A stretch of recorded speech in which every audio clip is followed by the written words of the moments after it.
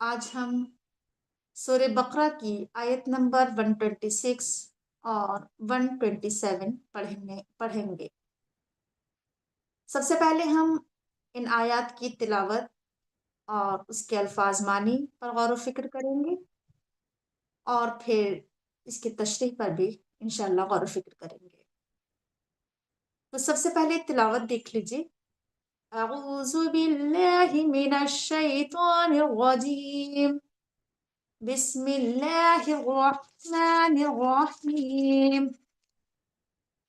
وَإِذْ قَالَ إِبْرَاهِيمُ رَبِّ اجْعَلْ هَذَا بَلَدًا آمِنًا وَارْزُقْ أَهْلَهُ مِنَ الثَّمَرَاتِ مَنْ آمَنَ مِنْهُمْ بِاللَّهِ وَالْيَوْمِ الْآخِرِ قَالَ وَمَنْ كَفَرَ فَأُمَتِّعُهُ قَلِيلًا ثُمَّ أَضْطَرُّهُ إِلَى عَذَابِ النَّارِ وَبِئْسَ الْمَصِيرُ وَإِذْ يَرْفَعُ إِبْرَاهِيمُ الْقَوَاعِدَ مِنَ الْبَيْتِ وَإِسْمَاعِيلُ رَبَّنَا تَقَبَّلْ مِنَّا إِنَّكَ أَنْتَ السَّمِيعُ الْعَلِيمُ۔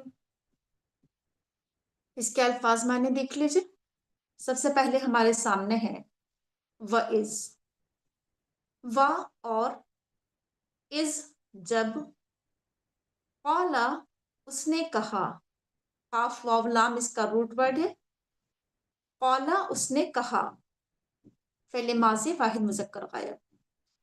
ابراہیم ابراہیم نے، ربی اے میرے رب، اجعل جیم عین لام، اجعل فعل امر ہے تو بنا دے، آمنہ حمزہ میم نون اس کا روٹ ورڈ ہے امن،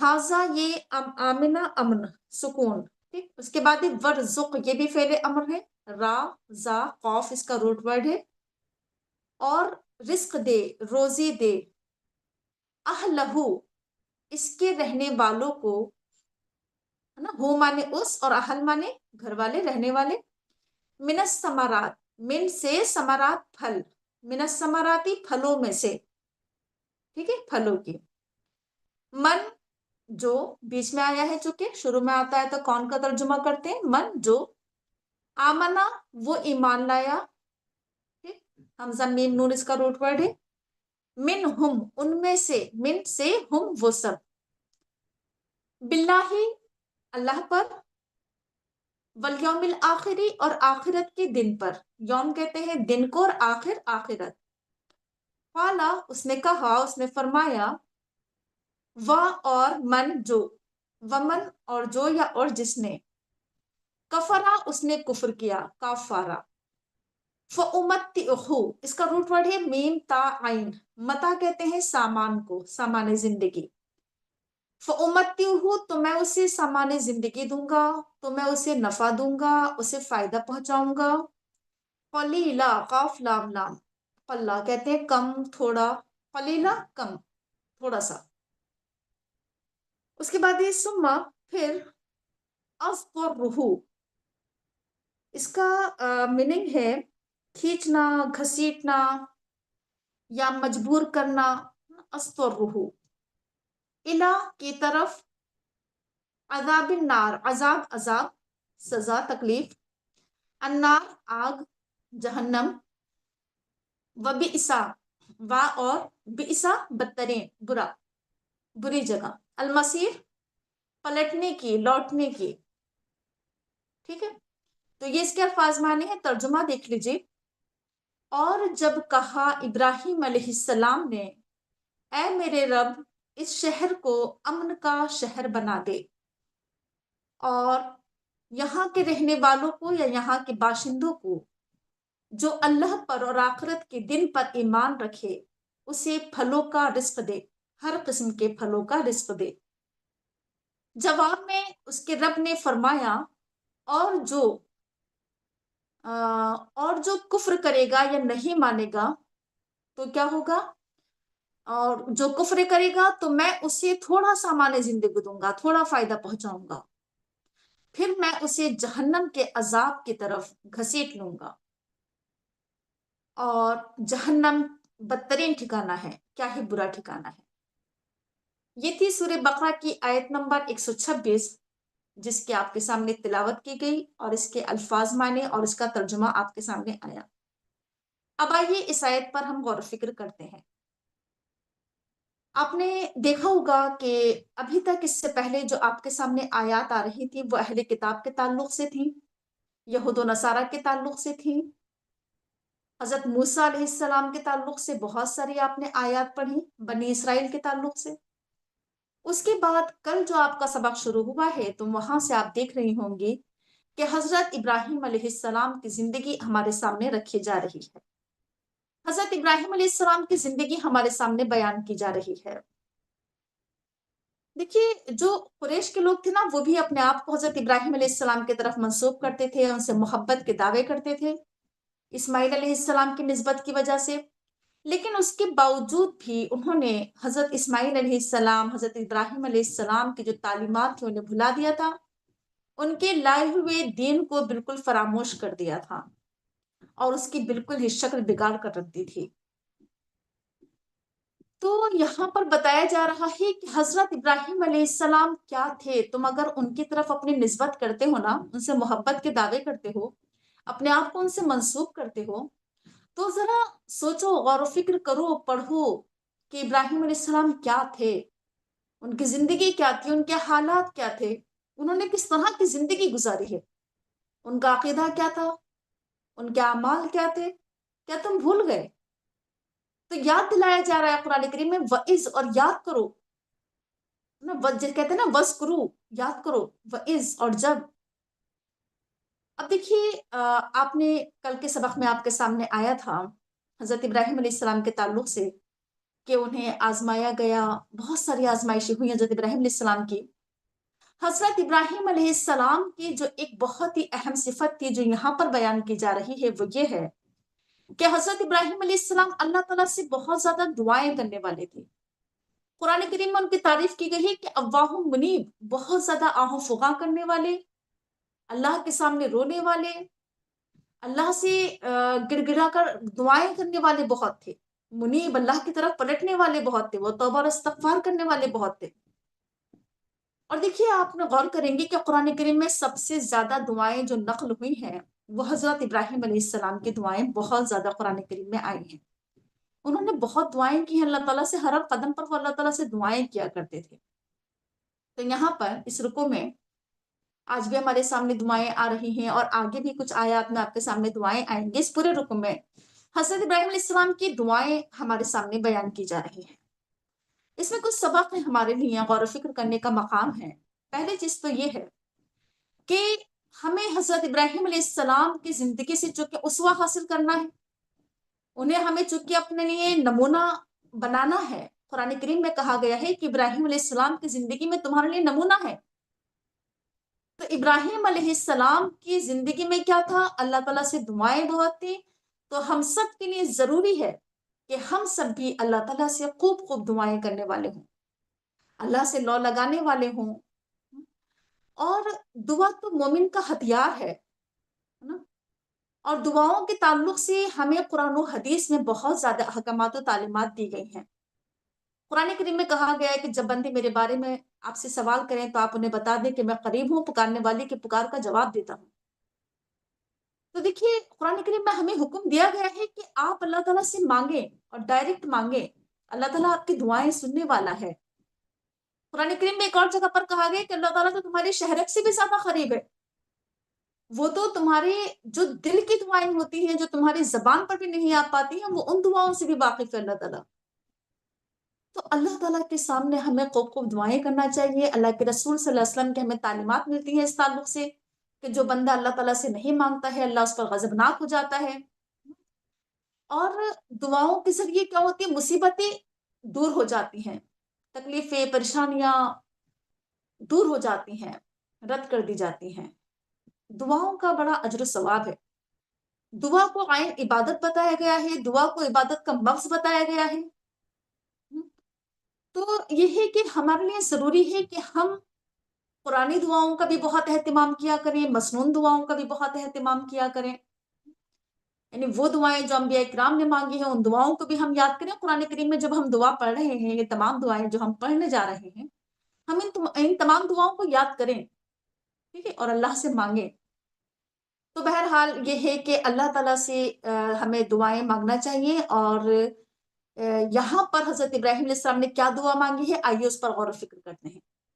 انہوں نے کہا کہ اے میرے پروردگار، اے میرے رب. یہاں پر دعا کا طریقہ بھی سکھایا جا رہا ہے کہ اللہ تعالیٰ کی حمد و ثنا بیان کریں، اس سے قربت کا اظہار کریں، اپنے آپ کو اس سے منسوب کریں کہ اے میرے پروردگار، اے میرے پالن ہار، اے مجھے پالنے والے میرے رب. یعنی اس میں کیا ہونا چاہیے کہ اللہ سے ہم قریب ہوتے ہیں نا، چونکہ دعاؤں کے ذریعے، اور پھر ہماری دعاؤں میں ادب بھی ہو، احترام بھی ہو. ٹھیک. تو ابراہیم علیہ السلام کہہ رہے ہیں کہ اے میرے رب، تو اس شہر کو امن کا شہر بنا دے.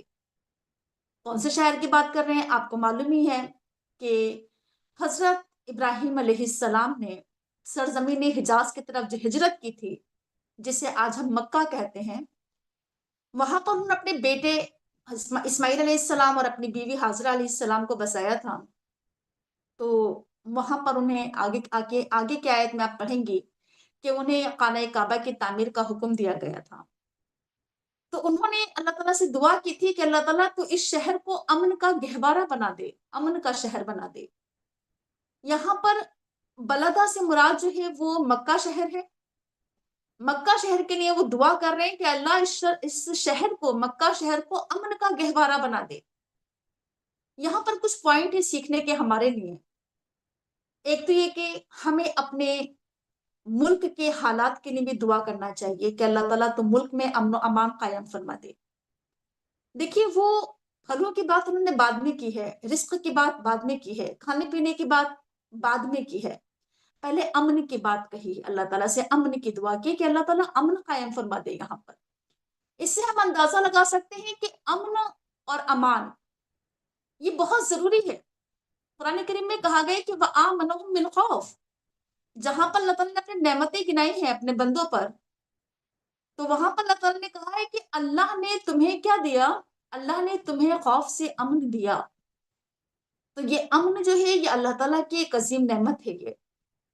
اور امن و امان کی دعا کرنا چاہیے اللہ تعالیٰ سے ملک کے حالات کے لیے. اور پھر اس میں ایک سبق یہ بھی سیکھنے کا کہ ہم یہ نہ سوچیں کہ بس ہم تو صرف آخرت کے لیے ہی دعائیں کریں. دیکھیے، دنیا میں بھی کیا ہونا چاہیے؟ امن و امان قائم ہونا چاہیے. ہم اپنے دین پر تبھی عمل پیرا ہو سکتے ہیں جبکہ امن و امان کی زندگی ہو، سکون کی زندگی ہو، عافیت کی زندگی ہو. اللہ سے پناہ مانگنا چاہیے جنگ کے حالات سے، پناہ مانگنا چاہیے آزمائشوں سے، پناہ مانگنا چاہیے مصیبتوں سے، تکلیفوں سے، پریشانیوں سے. اور سب سے زیادہ دعا جو اللہ کے رسول نے کہا کہ عافیت کی دعا کیا کرو کہ اللہ عافیت عطا فرما دے. تو دیکھیے کہ ابراہیم علیہ السلام نے دعا کی تھی کہ اللہ تعالیٰ اس شہر کو امن کا گہوارہ بنا دے، اور اللہ تعالیٰ نے اس دعا کو قبول کیا تھا. اور سورہ قریش میں اللہ تعالیٰ نے کہا تھا کہ وَآمَنَهُم مِّنْ خَوْفٍ. اللہ نے یہاں کے رہنے والوں کو خوف سے امن بخشا. اللہ تعالیٰ دعائیں قبول کرتا ہے.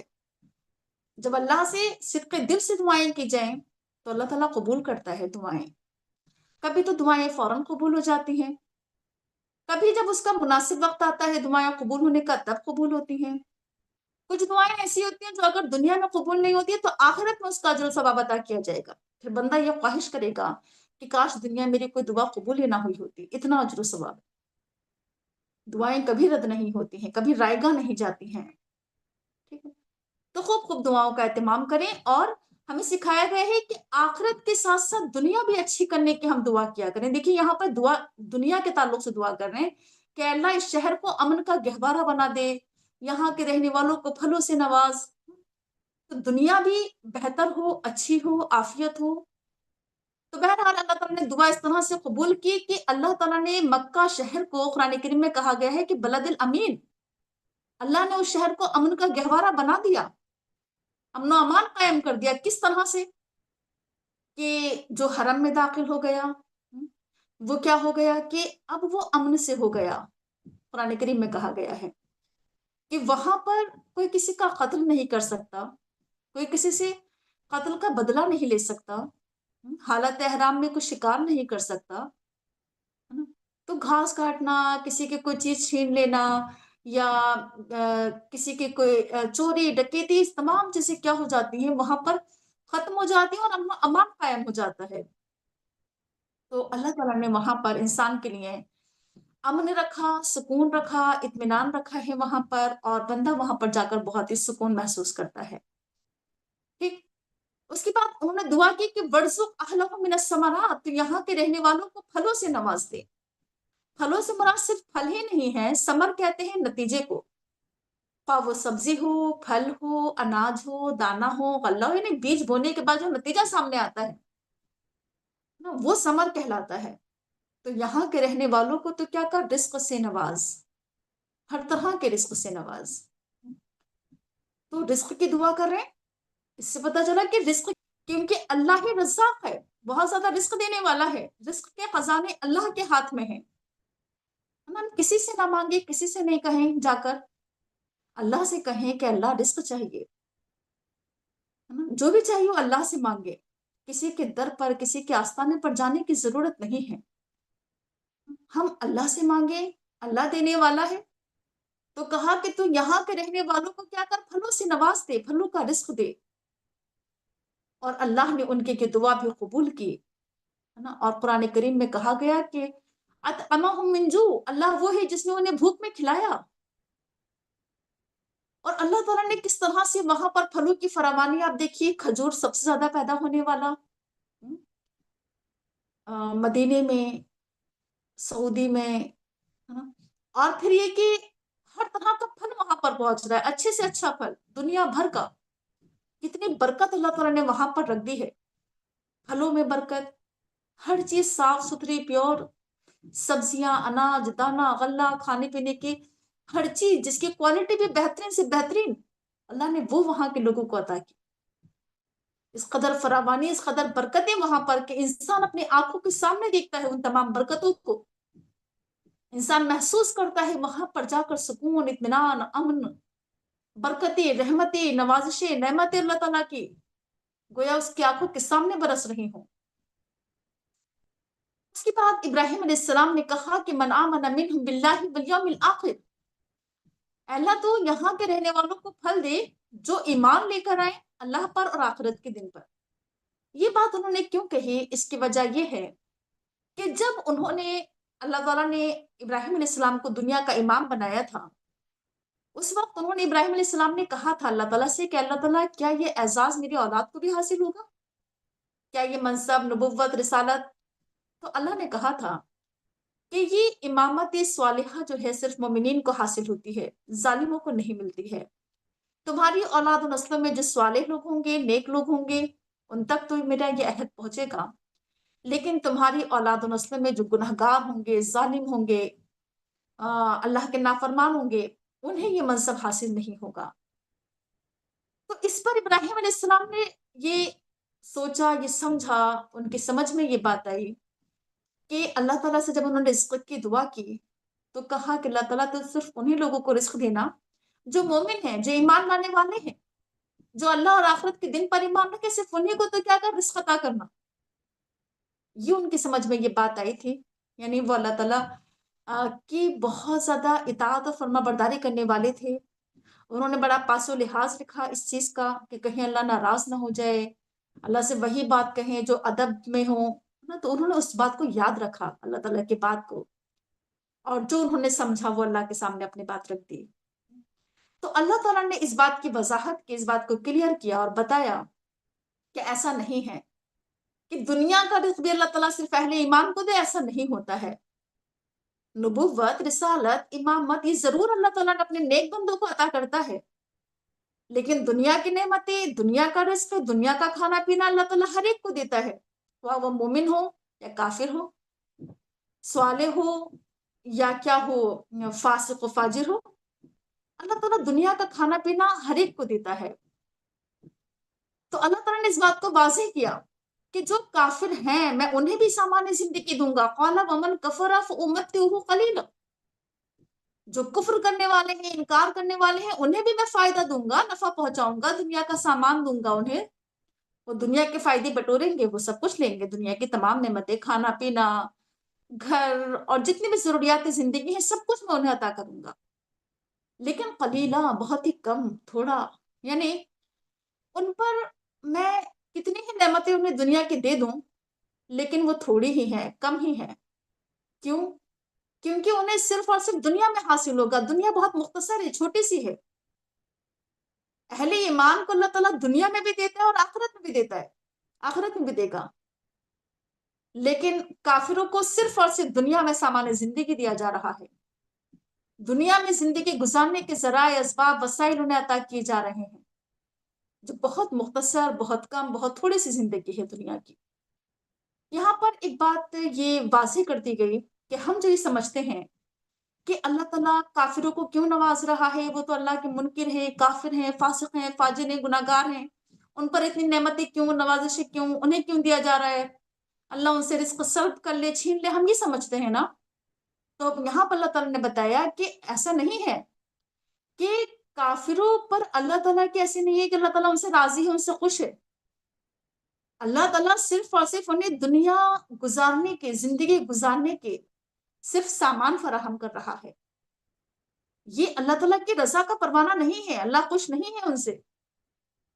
اللہ تعالیٰ کہہ رہا ہے کہ سما استرہم من عذاب النار، یہ تو ہم ان کی رسی ڈھیلی کر رہے ہیں، جتنا بھی ہم انہیں دے رہے ہیں نا، یہ کیا ہے، رسی ڈھیلی کر رہے ہیں، ہم تو انہیں جہنم کے عذاب کی طرف گھسیٹیں گے، کھینچیں گے انہیں، ان کی رسی ٹائٹ کر دیں گے کہ کتنی دنیا لوٹ سکتے ہو لوٹ لو، فائدہ اٹھا لو جتنا اٹھا سکتے ہو، سماستر ہو، پھر میں تمہیں گھسیٹ لوں گا، کھینچ لوں گا جہنم کے عذاب کی طرف۔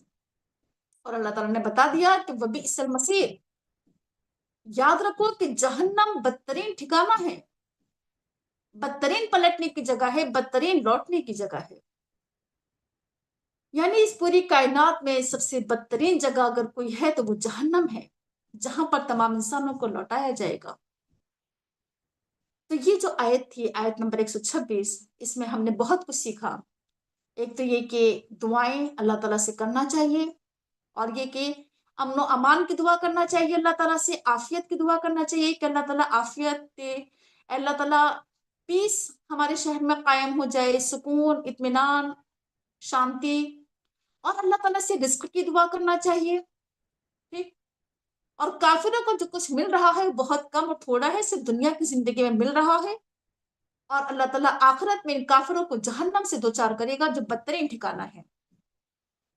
اس کے بعد آئیے آیت نمبر 127 دیکھتے ہیں، پہلے الفاظ معنی دیکھ لیجیے۔ وَإِذْ، اور جب، یرفعو اٹھا رہے تھے، بلند کر رہے تھے، رافعن، رفت بلندی، اونچائی، یرفعو وہ اٹھا رہے تھے، ابراہیم علیہ السلام، القواعد بنیادیں، من البیتی خانہ کعبہ کی، البیت اللہ کا گھر، خانہ کعبہ بیت اللہ، و اسماعیل اور اسماعیل علیہ السلام، ربنا اے ہمارے رب، تقبل تو قبول فرما، قاف با لام اس کا روٹ ورڈ ہے، منا ہماری طرف سے، انا کا بے شک تو، انتا تو، السمیع سننے والا ہے، العلیم جاننے والا ہے۔ ترجمہ دیکھ لیجئے۔ اور جب، اور یاد کرو جب ابراہیم علیہ السلام اور اسماعیل علیہ السلام خانہ کعبہ کی دیواریں بلند کر رہے تھے، تو وہ دعا کرتے جاتے تھے کہ اے ہمارے رب، تو ہماری طرف سے اسے قبول فرما لینا، بے شک تو سننے والا، جاننے والا ہے۔ اب آئیے اس آیت پر غور و فکر کرتے ہیں۔ دیکھیے، اللہ تعالیٰ نے ابراہیم علیہ السلام کو یہ اعزاز عطا کیا ہے، انہیں یہ شرف حاصل ہے، یہ سعادت حاصل ہے کہ انہوں نے خانہ کعبہ کی تعمیر فرمائی۔ یہاں پر کچھ پوائنٹ ہے غور و فکر کرنے کے۔ ایک تو یہ کہ خانہ کعبہ جو ہے نا، وہ پہلے ہی دن سے، شروع سے ایک ہی جگہ پر قائم رہا ہے۔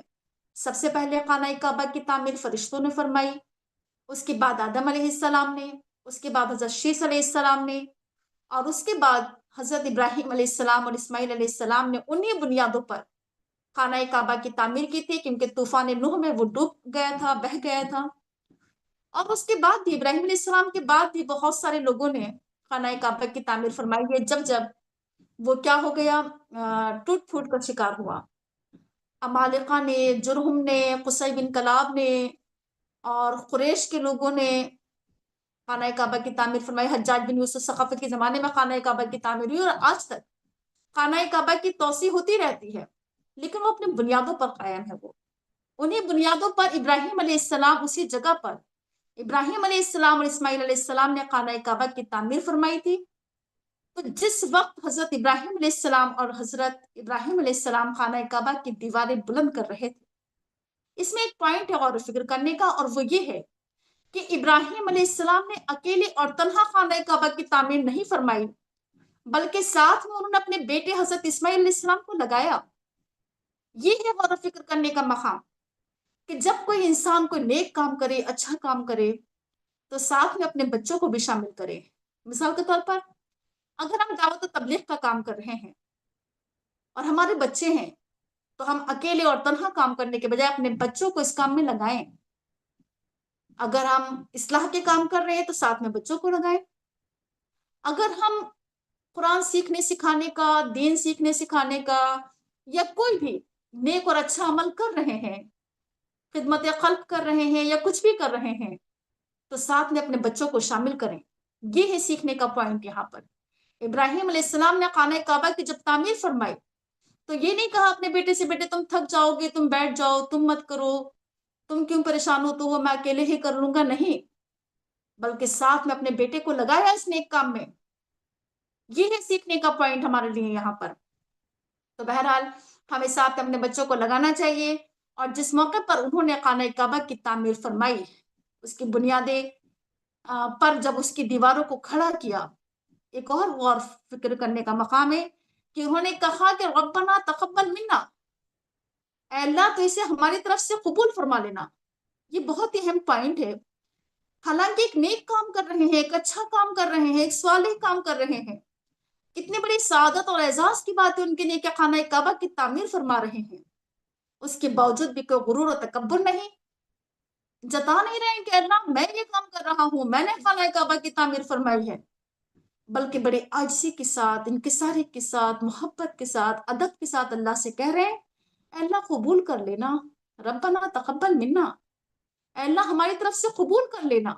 یہ بہت ہی اہم پوائنٹ ہے ہم سب کے لیے کہ دیکھیے چاہے ہم کتنا ہی کوئی اچھا کام کیوں نہ کر رہے ہوں، لیکن اللہ سے ڈرتے رہنا چاہیے۔ اچھے کام کرنے پر بھی کہنا چاہیے اللہ تعالیٰ سے اللہ ہم نے کر تو لیا ہے یہ کام، لیکن اے اللہ تو قبول بھی کر لینا ہمارے اس کام کو۔ ایک تو دعاؤں کا بہت اہتمام کریں ہر کام میں، چاہے اچھا کام کریں، اللہ سے کہیں کہ اللہ قبول کر لینا، ربنا تقبل منا، ہے نا؟ تو دیکھیں یہ ہم کوئی بھی کام کیا کریں، دعوت و تبلیغ کے، یا ہم کسی بھی طرح کا کوئی اصلاح کا کوئی کام کر رہے ہیں، علم سیکھ رہے ہیں، سکھا رہے ہیں، کچھ بھی، تو اللہ تعالیٰ سے کہیں کہ ربنا تقبل منا، کسی کی ہم خدمت کر رہے ہیں، زکوٰۃ دے رہے ہیں، صدقہ اور خیرات کر رہے ہیں، کچھ بھی، ربنا تقبل منا، اللہ قبول بھی کر لینا۔ اور بڑی امید کے ساتھ اللہ تعالیٰ سے دعا کرنا چاہیے، نہیں کہ ہم نے دعا تو مانگ لی اللہ تعالیٰ سے، پتہ نہیں ہے دعا قبول ہو یا نہ ہو۔ پورے یقین کے ساتھ، پورے ایمان کے ساتھ اللہ سے دعا کرنا چاہیے، کیونکہ انک انت السمیع العلیم۔ ابراہیم علیہ السلام، اسماعیل علیہ السلام کہہ رہے ہیں کہ اللہ تعالیٰ تو کیا ہے، دعاؤں کا سننے والا ہے، جاننے والا ہے، کتنا یقین ہے ان کی دعاؤں میں، ایمان ہے، توکل ہے۔ دیکھیے کامل ایمان کے ساتھ اللہ سے دعا کی جائے، کامل یقین کے ساتھ اللہ سے دعا کی جائے، دعاؤں میں شک و شبہ نہ ہو، تردد نہ ہو، پتہ نہیں ہے دعا تو ہم نے کی ہے، پتہ نہیں قبول ہو نہ ہو، یہ چیز نہیں ہونا چاہیے دعاؤں میں۔ انک انت السمیع العلیم، ہمارا ایمان ہونا چاہیے کہ اللہ دعاؤں کو سننے والا ہے، اللہ نے کہا ہے کہ میں تمہاری دعاؤں کو قبول کرتا ہوں، مستجاب الدعویٰ ہے اللہ تعالیٰ۔ تو کہا کہ اللہ تعالیٰ تو کیا ہے، سننے والا ہے، جاننے والا ہے، تجھے سب کچھ پتا ہے۔ تو یہ تھی ہماری آج کی آیات، آیت نمبر 126 127، جو ہمیں دعوت فکر و عمل دے رہی تھی کہ اللہ سے دعائیں کریں، گڑ گڑا کر، رو رو کر، عاجزی کے ساتھ، ادب کے ساتھ، اور اللہ سے قبولیت کی بھی دعا کیا کریں۔ اچھا کام کرنے پر بھی اللہ سے ڈرتے ہوئے دعائیں کریں کہ اللہ تعالیٰ قبول بھی کر لینا۔ سبحانک اللہم و بحمدک نشہد ان لا الہ الا انت نستغفرک و نتوب الیک. السلام علیکم ورحمۃ اللہ وبرکاتہ. جزاکم اللہ خیرا کثیرا.